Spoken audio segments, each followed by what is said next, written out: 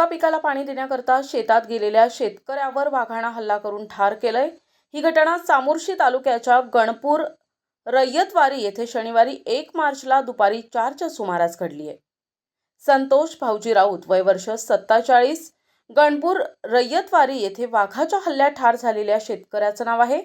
गणपूर रय्यतवारी हे गाव मार्कंडा कन्सोबा प्रादेशिक वनपरिक्षेत्रात येत असल्याची माहिती आहे। त्यामुळे या घटनेनं परिसरात दहशतीचं वातावरण निर्माण झालंय। संतोष राऊत यांनी आपल्या शेतात मक्याची लागवड केली आहे।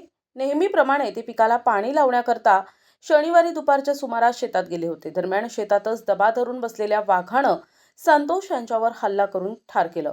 सायंकाळ होऊनही ते घरी परत न आल्यामुळे कुटुंबियांनी शेतीच्या दिशेने धाव घेतली, तेव्हा शेतातच त्यांचा मृतदेह छिन्न-विच्छिन्न अवस्थेत आढळून आला। मृत संतोष राऊत यांच्या पश्चात पत्नी, मुलगा, मुलगी आहे। घरातील कर्ता व्यक्ती कायमचा पडद्याआड झाल्यानं कुटुंबावर शोककळा पसरली आहे।